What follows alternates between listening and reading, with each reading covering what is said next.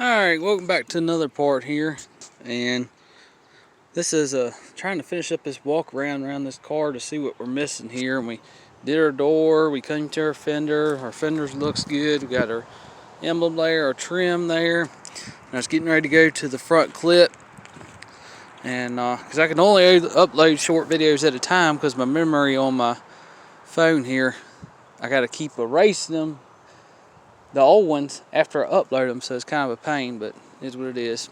But anyway, we get up here, we'll go up here, we need the 2 pieces of trim, so we'll have to write that down.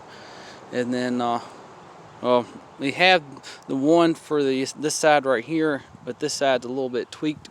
Either we'll have to straighten that, or we'll have to find another, so we're going to have to get the whole complete trim, 4, 5, 6 pieces, actually 5 pieces we'll need.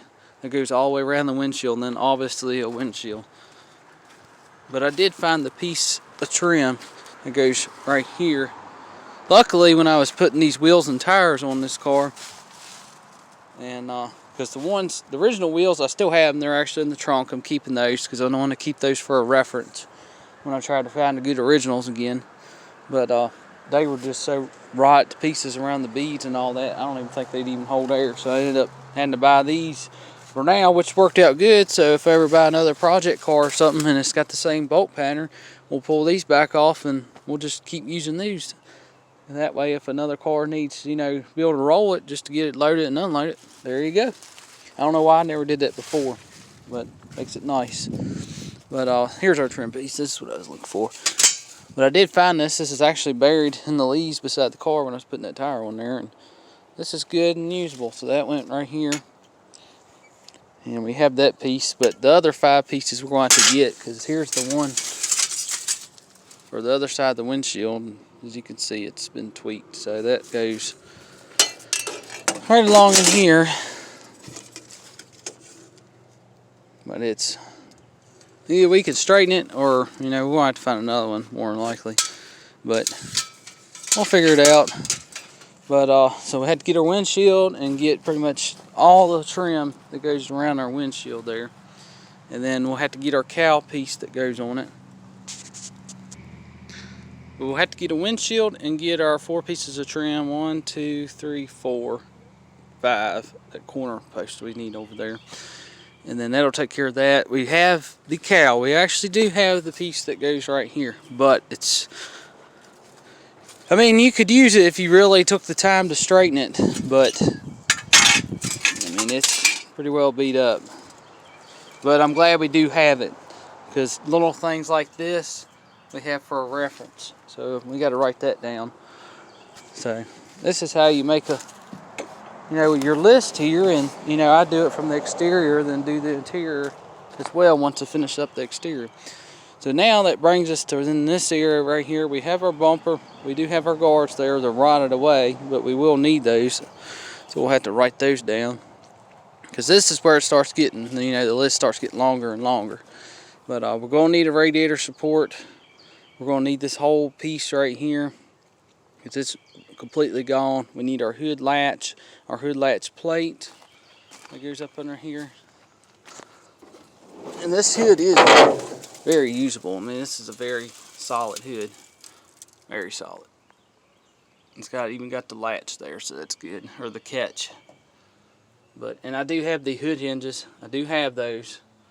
I do actually have the springs as well. I just took them off because they were froze and they wouldn't sit down there.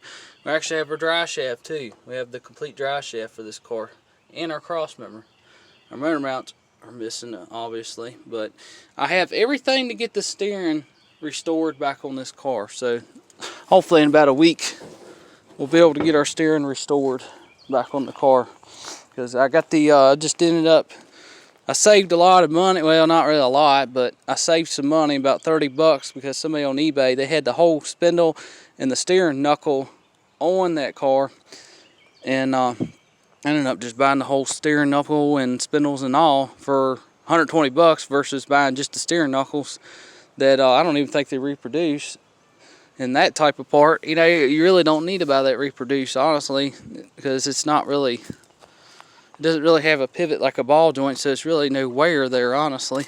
So rather than do all that, you know, and spend 100 and I think it's 140, 150, I just bought the whole spindle and it's got the steering knuckle and everything, and then plus the backing plates. So, you know, just little things like that, you know, you just keep that in mind. That's a little secret there, how to save money. Plus, you got to hit because you got extra stuff. But, so that brings us to this fender here. We have our trim here. We have our lens, as well as our lens on that side. We're missing our buckets here for our headlight. Our grill is there. We have all the pieces right here. I'm not sure what you call it. Maybe bullet shells, maybe. I don't know what you would call those, but they're there. That's the point anyway.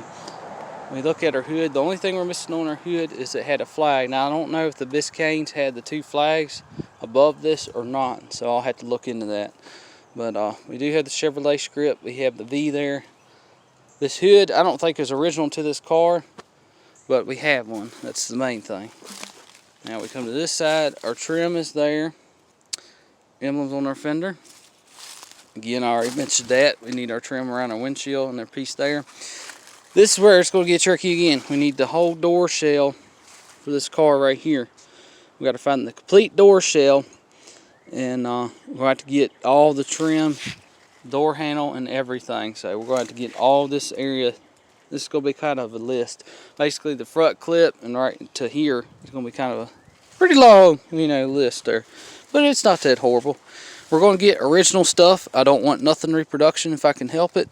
You know, if the trim's a little beat up or something, I'll buy it that way. As long as it's usable, you know, like this, you know, clean up. That's all I care. If I'm going to buy door handles, if they're pitted up a little bit like that, that's fine. We're going for a patina look. You know, it's not, at least since I'll ever own this car, I'll never restore it. I'd rather have good original GM parts on it, in my opinion, than anything.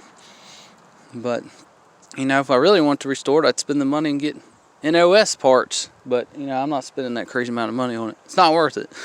But we come back here, our trim is around our door on our driver's side here. We got all 4 pieces. Got this one here, 2, 3, 4. Then the back glass is there, it's intact, it's usable. It's got a little bit of bubbles right here in the driver's side rear door here, but it's not horrible. It's a little bit on the edge, but it's there. It's there. It's the main thing. And our trim, again, is all around our back glass. Our back glass is intact, perfect. Might be just a little bit sun damaged, but it's there. That's all I care. It'll clean up. You know, it's perfectly usable. It'll clean up just fine. And then our emblem for our biscayne is there as well.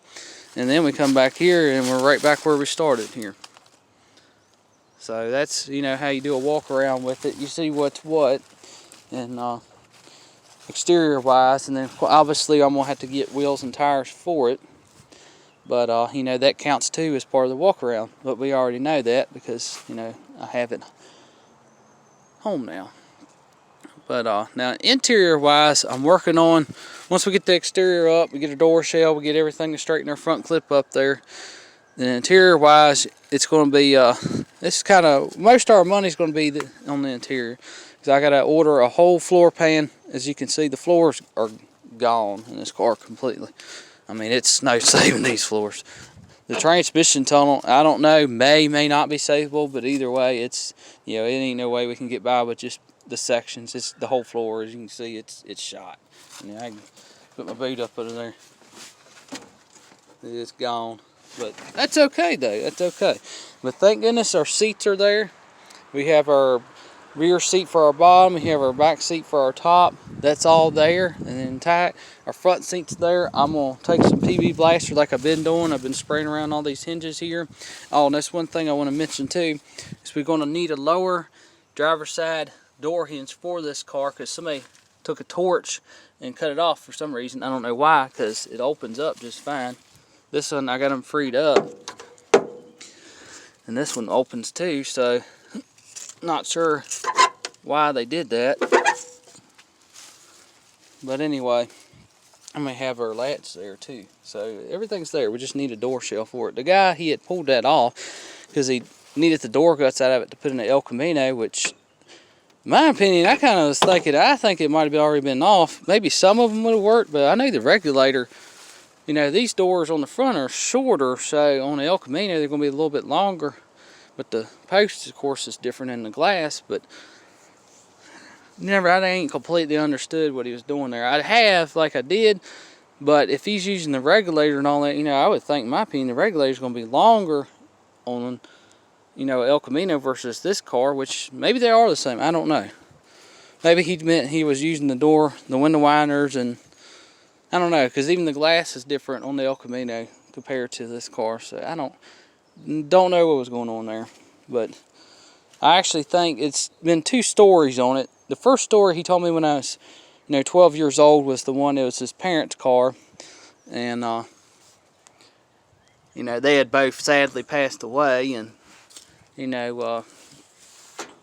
they just quit driving it, and he got it, and then I think he might have drove it at one point or another, and then he ended up getting that El Camino, and then he ended up taking and using this one for parts. I think once it got it set so long, he started, I'm gonna start using it for parts so it's not going to waste, and that's what he did. So, and then the second story, the newest one now, is the one he got it from a junkyard, and it was fairly new at the time, wasn't too old, and he had got it, saved it because he didn't want to see it get crushed, and he had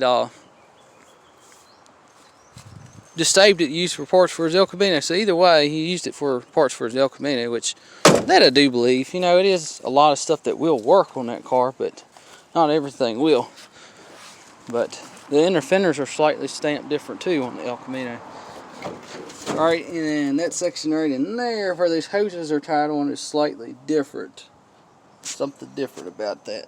I can't quite pinpoint it, but I know they're slightly stamped different, and I know the radiator support I think is as well. So, little details like that.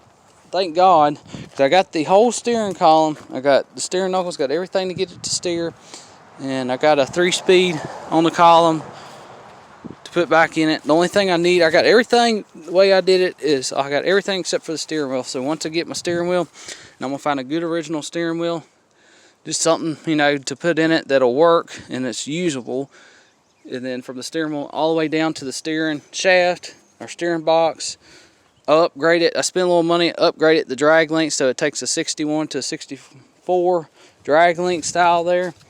Upgraded that, and from that point on, we got our tie rods. The tie rods and the sleeves are easy to get. You can get those, but it's just the things. I was trying to figure out how that steering column went together. So, and we even have our shift linkage for our 3-speed, so that's good. This car was originally a 3-speed. The column, I know where it went exactly, is he pulled the column out of this car, the steering wheel and everything, and he put it over in his El Camino, which, I hate that, because that, that steering column, I wish I could have gave him the one that I bought, and then take the one that he put in his El Camino, pull that back out and put it back in this car, because that's what was originally in it anyway. But it don't matter. It don't matter. But, to keep it original to this car.